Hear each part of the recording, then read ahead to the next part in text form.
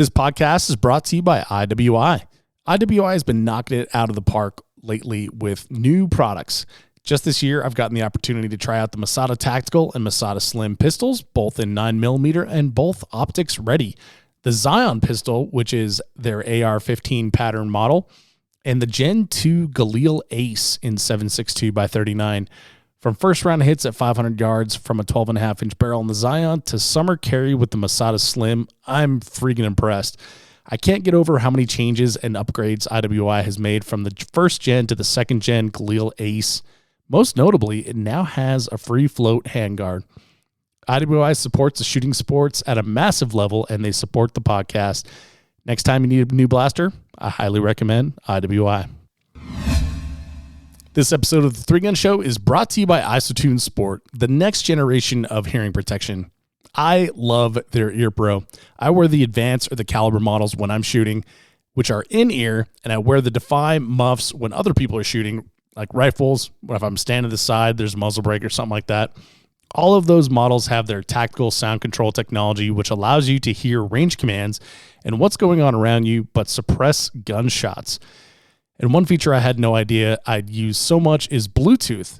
I can be a little set in my ways, so I didn't think I needed Bluetooth in my Ear Pro.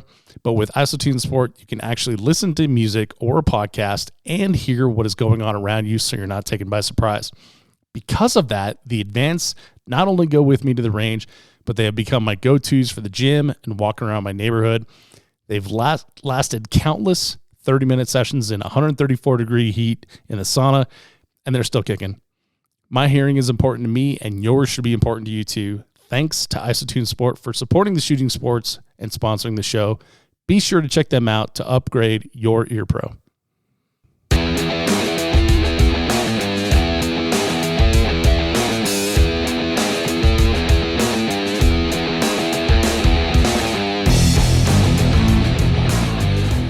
What's up, everyone? Welcome to the 3 Gun Show. I'm your host, Dave Hartman. Today, we're going to be talking about setting yourself up for success in your long-range rifle game by using a Ballistic app. In this context, by long-range, I mean 3-gun or action shooting long-range with an intermediate cartridge, typically from an AR-15, which is about 500 to 600 yard max. I've seen 650 in a match, but I've never seen 700.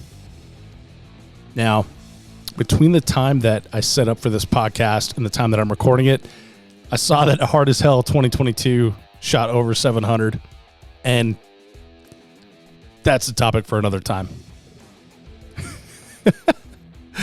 But good for them.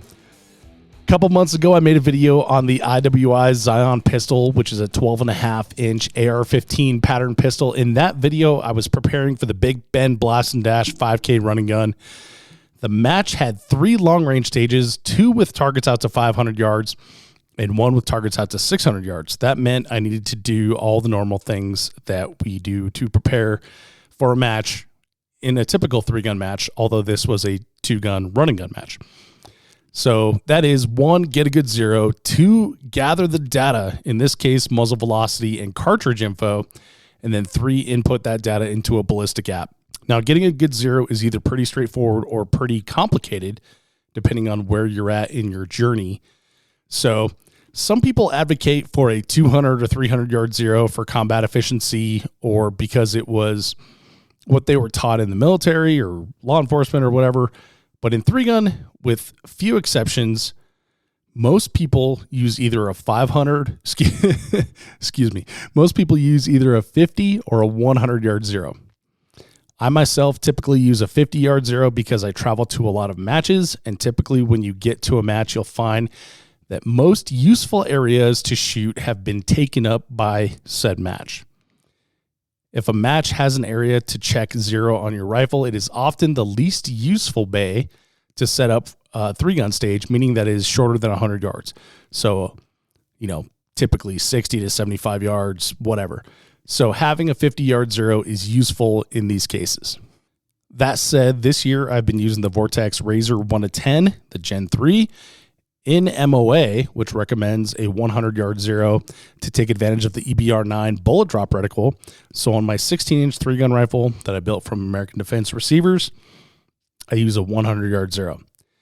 If you're interested in more in that build, I'll include a link to the video in the show notes. But back to our case study. So I actually did a 50-yard zero on the Zion AR pistol. So that'll be the data that we'll use for the rest of this. Now, because we're shooting out to 600 yards, we're going to be using precision ammo for those targets and then blaster ammo for all the other closer in targets less than 200 yards. I zero for my long range ammo because that is what matters the most. And then I confirm where my blaster ammo is hitting on paper afterwards. So why do I do this? Well, it's simple. Like, precision ammo is expensive, and I'm trying to reduce the cost of the game. You're talking about, well, I guess during like peak ammo scarcity, it's over $2 a round for precision ammo. And, you know, normal blaster 5.56 was down to like 60 cents or something. But in good times, you're talking about like 29 cents for blaster and like $1 or something for precision. So it does add up. Okay, steps 2 and 3 are pretty much combined for the most part because the app that we're going to use is Streetlock Pro, and it is going to tell us the data that we need. So I'll cover it in the order that we need it. There are several apps out there, and I've used a couple of them, and they all seem to work pretty well, pretty similarly. There are even free ones from like Hornady and Vortex Optics that work pretty well. So this is not sponsored by Streetlock Pro or anything. It's just what I use currently. If you want to use something else, that's cool. The info here will still be similar regardless of the tool that you use. I use Streetlock Pro for a few reasons. One, the app has a good user interface on both iTunes and Android. 2, I shoot factory ammunition, and Streetlock Pro has profiles of factory ammunition loaded into it. So it makes it like super easy to get the data for the cartridge. It also has bullet profiles loaded in there too. So that also makes it super easy if you buy like a mainstream commercial bullet for your load. And then 3, it has the reticle of most popular scopes also loaded into it, which is fantastic when you're trying to visualize where to hold for a given target. Streetlock Pro has a free and paid version. I have the paid version, but I'm not sure exactly what extra features it gives me because I remember the free version being pretty awesome, very comprehensive. I just think I ended up paying for it because I like to support people that are doing cool things, and this is a very useful app. So when you open the app, the first thing you're needing to do is build a rifle. So tap on that big box in the middle, and then they give you a generic one to start with. So tap change rifle and hit the little plus button at the bottom to make one. Give it a good name that's easy to remember because after a few years, you'll have a bunch of rifles in here and it'll get confusing. If you name pro tip, if you name everything 3-gun, it gets confusing. So like maybe put like what receivers you made it with or where you got the rifle or something like that, or even give her a name. I don't know, Crystal or something like that. Something classy. Okay, first thing, it asks for your barrel twist rate in inches. If you don't know this off the top of your head, you can find it etched or stamped into the barrel itself. The Zion 12.5 pistol is a 1 in 8 twist, so I enter 8.00. Next is scope data, so tap on that little box right there and enter your zero distance in yards. I'm going to enter 50. Next is your scope height in inches. Now this is the distance between the center of the scope and the bore of the barrel. Center of the bore of the barrel. Center of the scope and the center of the bore of the barrel. There are a couple ways to measure this. One, you can just use like a tape measure or calipers and eyeball it, but I've learned that this is a very important measurement because I had it wrong in the past. So I decided to use my engineering experience to math it out. So I'm using a Recon 34 millimeter mount from American Defense Manufacturing. And ADM has a drawing of their mounts with dimensions on their website. I'll include that link to those dimensions in the show notes. If you're using an ADM mount, that'll be helpful for you. The Recon 34 millimeter mount is 1.55 inches above the top of the receiver. And the mil-spec receiver drawing, which I'll also include a link to the engineering drawings on that. The mil-spec receiver drawing says the top of the receiver is 1.092 inches from center line of the bolt/bore to the top, to the flat top. Okay, so if you add those two together, 1.092 receiver height from bore and 1.55 mount height from the bottom to the center of the bore or center of the scope. You get 2.642 scope height over bore. Now I did these numbers like 3 times, I think, but you might want to check yourself. So fair warning. Next, you need to, once you enter that number, you need to update your scope click units. Make sure they say MOA on there. You can change the units if you need to from MOA to MRAD. For me, again, it's MOA in this case. So I'm going to make sure it says MOA, and I'm going to enter 0.25 quarter MOA, which is what the Razor 1 to 10 is. Then you select your scope from the database by tapping on the little button right there. I select the Razor HD Gen 3 1 to 10 with the EBR9C MOA reticle. Whatever scope you have, I guarantee they have it in here. Unless you got some like weird oddball that you bought at a gun show or something like that, it's going to be in here because there are a ton of reticles in here. Okay, so then confirm whether the reticle is in first focal plane or second focal plane through the little toggle box there. I've got first focal plane on mine. In the past, I've had to enter the minimum and ranging magnification, the max magnification, but it's locked out on the Razor Gen 3, so I don't know if that's a recent update or whatever, but update that if you need to right there. Then hit save and back out of there, and then drop into the next data box, which is the big one, and that's ballistics and atmospherics. So here, if you roll down to the bottom, you can search for a cartridge. If you shoot factory ammo like me, there's a button that has like several cartridges on it. And then you can also select your bullet in G7 or G1 database. If you don't know which bullet to choose, make sure you just check with the manufacturer of your bullet to see which database it belongs into. So, for example, I'm shooting like Hornady 75 grain, so the G1 is what comes up when I select the cartridge.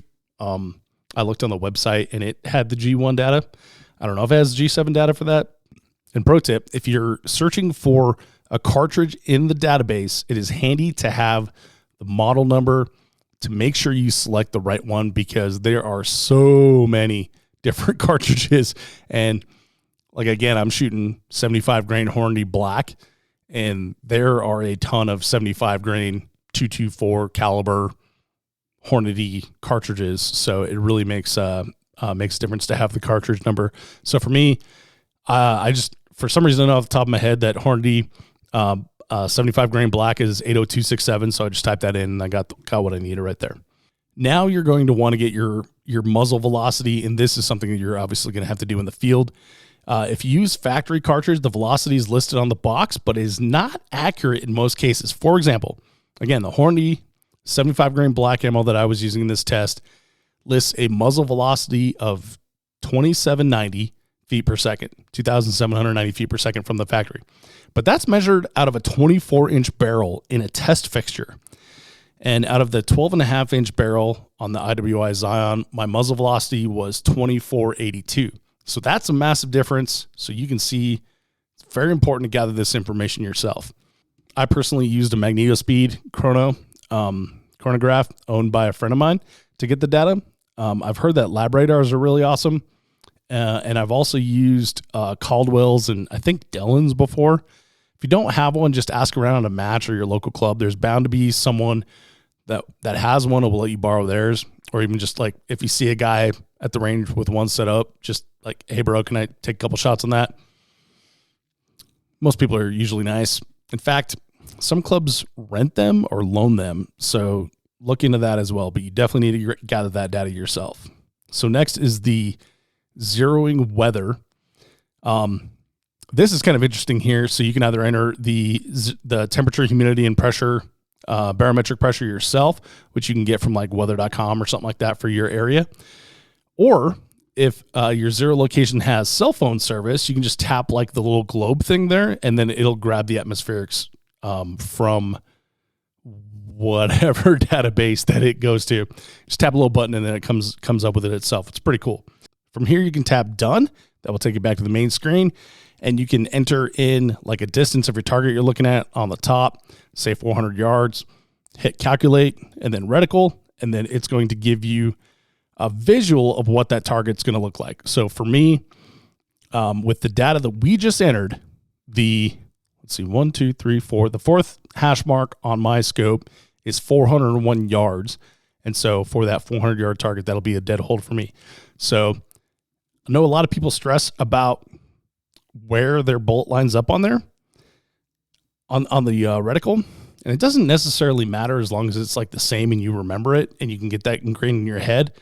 For me, what we just entered there, the first hash is 256, second hash 300, then goes 353, 401, 453, 508, 569, which should be about 550, right?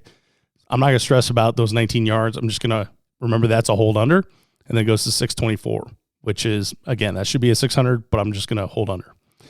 So there you go. That should be good enough for you to go to a match. You can true all that, and you should verify it before you go to a match. But if you're in a hasty hurry, like I was for this particular match, that'll get you there.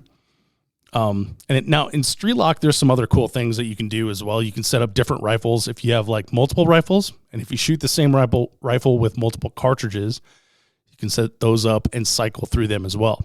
For example, the 12.5-inch Zion AR-15 produced an average of 2482 feet per second with the Hornady 75 grain black precision ammo, with or tactical 55 grain 5.56, which is my blaster ammo. I recorded an average of 2642 feet per second. Out of curiosity, I tested out IMI 77 grain Sierra Match King, and it came up with 2478 feet per second. So that's how I do it. If you have any questions, feel free to DM me on Instagram or email me, dave@3gunshow.com. Can you believe it's freaking December already? It is the time of year to evaluate your performance for 2022 and set your sights on improving the areas that you need to improve on and make a plan to get there for 2023.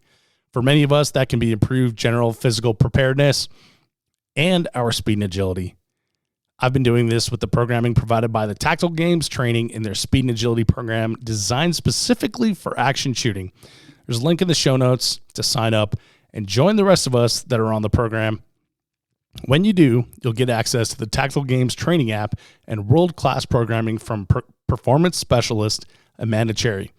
Every day there's a new workout for you to accomplish that focuses on building fast twitch muscles while also strengthening joints and tendons. Don't wait for the new year. That's amateur hour. Start now. The 3 Gun Show is proud to be a part of the Firearms Radio Network. If you like this type of content, help us grow the show and the shooting sports by sharing with a friend. Just open the podcast app you're using right now and hit that share button. Thanks for listening. We'll see you on the range.